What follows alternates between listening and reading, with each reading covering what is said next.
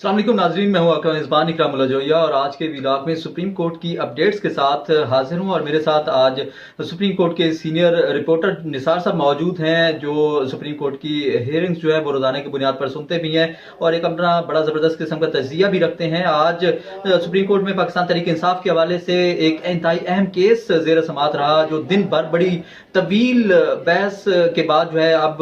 कुछ समटा है और अब भी 1 घंटा जो है वो उसके बाद फैसला सुनाया जाएगा। आज की अदालती कार्रवाई के हवाले से निसार साहब हमारे साथ मौजूद हैं, उनसे जो है वो तफसीली पूछेंगे कि आज का जो समात है। निसार साहब, आप क्या समझते हैं कि जो फैसला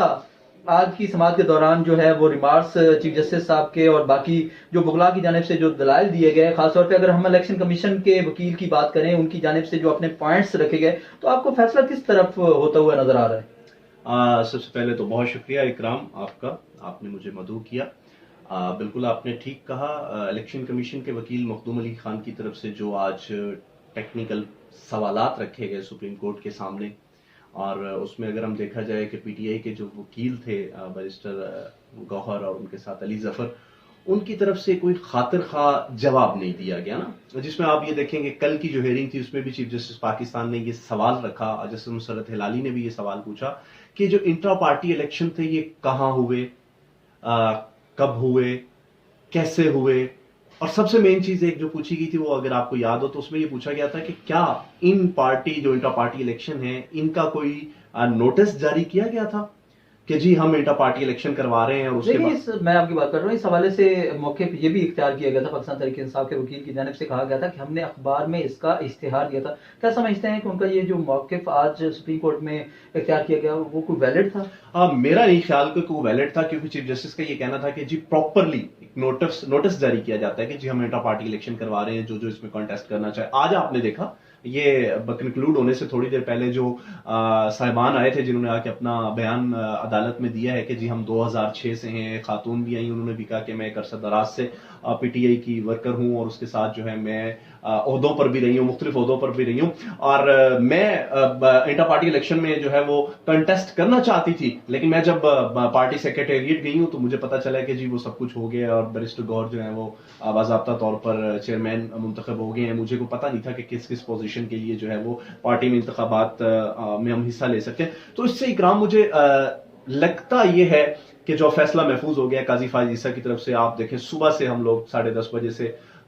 इस कवर कर रहे हैं पूरे केस को, बल्कि पिछला जो हमारा एक वीकेंड था पूरा वो बड़ा हैट्रिक रहा। ये केस खसूसन जो तवज्जो का मरकज भी था और जाहिर है ये हमारे मुल्की इंटरेस्ट में भी बड़ा अहमियत का हामिल है कि इसके अंदर जो है वो ये मुल्की इंतखाबात का मामला है। और मैं ये समझता हूं कि इसके अंदर जो फैसला है अल्लाह रब्बुल इज्जत इस मुल्क पाकिस्तान पर खैर करे, कोई ऐसा फैसला है जो इस मुल्क के लिए बेहतर है। साहब, मुझे ये बताइएगा कि आज की समात के दौरान जब चीफ जस्टिस काजी फायज ईसा ने पाकिस्तान तहरीक इंसाफ के वकील से ये सवाल पूछा कि आप ये बताएं कि जब आपने इंटर पार्टी इलेक्शन किया, अनाउंस किया, तो उस हवाले से जब आपने डॉक्यूमेंटेशन की या कोई भी कैंडिडेट है जो इलेक्शन में हिस्सा ले रहा था उससे आपने फीस भी तो ली होगी, और फीस जब आपने ली है, किसी भी कैंडिडेट ने कंडक्ट किया उस इलेक्शन में हिस्सा लेने के लिए आया है, तो आप ये बताएं कि जब उससे आपने फीस ली है उसकी कोई तो स्लिप होगी आपके पास, कुछ तो रिकॉर्ड्स होगा कि जैसे कि जानिब से ये जो रिमार्क सामने आए उस पर आप क्या कहना चाहेंगे? आप देखें, बिल्कुल जैसे हमने पहले ही डिस्कस किया और उसके बाद एक आपने बड़ा अहम नुक्ता जो है उसकी तरफ निशानदेही की, बिल्कुल ठीक कहा। एक काजी साहब ने कहा कि अगर आपने इंटर पार्टी इलेक्शन जो है वो कंटेस्ट करवाए और उसमें बाकायदा तौर पर उसकी कुछ फीस होती है 50,000 रुपया, तो आपने वो बाई हैंड ली होगी, उसका कुछ सबूत होगा आपके पास, कोई इसी अकाउंट में ट्रांसफर हुई होगी, मगर उसका भी कोई जवाब नहीं था उनके पास। तो ये सारी चीजें देखें, ये ड्रॉबैक नहीं है पाकिस्तान तहरीक इंसाफ की जानिब से, या जो वकला है आज क्या उनकी तैयारी नहीं थी या फिर केस उनका कमजोर था? नहीं, उनकी मैं ये समझता हूं कि या तो वो, मैं ना आपसे अगर डिस्कस करूं तो मेरे एक दोस्त हैं, मैं नाम नहीं लूंगा, जिस दिन ये इंटर पार्टी इलेक्शन इनके होने थे ना तो उनकी पूरी टीम को मूव होना था ना पेशावर, तो उन्होंने ये कहा कि जी हमें ये कहा गया कि बस इंटर पार्टी इलेक्शन ऐसे ही होने हैं, छोड़े, जरूरत नहीं है जाने की ना कवरेज के लिए। तो मैं ये समझता हूं कि ये सारी चीजें अकर नहीं हुई, ये सारी चीजें हुई नहीं है ना बेसिकली। बस वो चेयरमैन तरीके इंसाफ इमरान खान का हुक्म था बैरिस्टर गौहर को नामजद कर दें, उसके बाद चीजें बस इसी तरह रही हैं, बाकायदा तौर पर इन पे कोई वर्किंग नहीं हुई, जिसकी वजह से आज आपने देखा कि पीटीआई के वकील अदालत को मुतमईन नहीं कर सके। लेकिन मैं ये समझता हूं कि काजी फायज ईसा जो भी फैसला देंगे, मैं ये कह सकता हूं कि वो कोई ऐसा फैसला होगा जिससे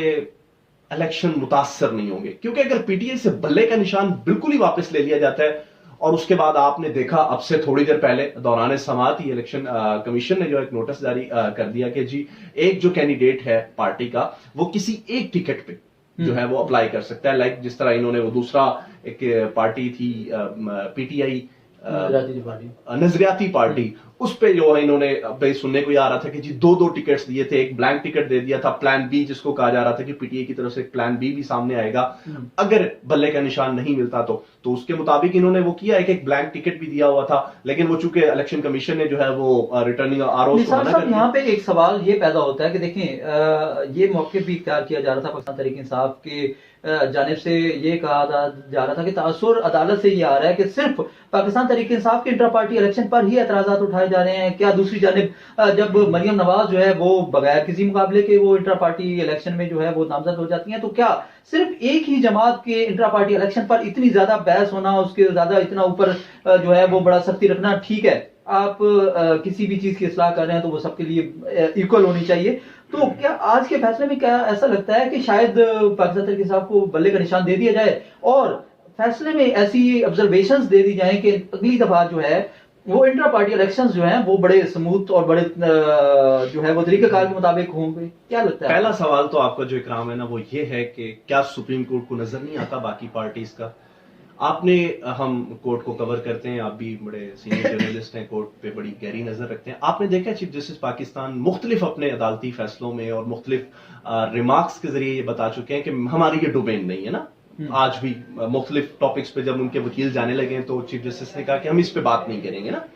तो बिल्कुल उसी तरह चीफ जस्टिस पाकिस्तान अपनी डोमेन में रह के काम कर रहे हैं। देखिए इलेक्शन कमीशन आया है सुप्रीम कोर्ट में फैसला चैलेंज करने पेशावर हाई कोर्ट का बल्ले के निशान का, ठीक है। अब ये कैसे हो सकता है कि चीफ जस्टिस पाकिस्तान जो है वो ये ऑर्डर जारी कर दे कि जी बाकी पार्टीज के जो इंटर पार्टी इलेक्शंस है उनका भी लाके मुझे दिखाया जाए किसके फेक हैं किसके नहीं है। तो अभी फिल वक्त जो जरूरत थी पेशावर हाई कोर्ट के फैसले को चैलेंज किया इलेक्शन कमीशन ने सुप्रीम कोर्ट में, और उसी पे ये प्रोसीडिंग 2 दिन से जो चल रही है, तो काजी फायज ईसा की मैं ये समझता हूं कि डोमेन ये नहीं थी कि वो कह के जी बाकी बताएं, वो तो फिर हो जाता है ना कि जाती के जी नहीं पीटीआई को रिलीफ देना है तो बाकियों को भी लाएं, ठीक है ना। मैं ये समझता हूं इस वक्त काजी साहब जो मुंसिफ की सीट पे बैठे हैं, काजी बड़ा एक ओहदा होता है, तो वो मेरा ख्याल है कि इस वक्त जो भी फैसला करेंगे वो बिल्कुल हक पे और इंसाफ पे मबनी होगा। लेकिन बहुत से जो है वो आप ऐसे समझ लें धड़ों में ये बात है कि जी नहीं मिलेगा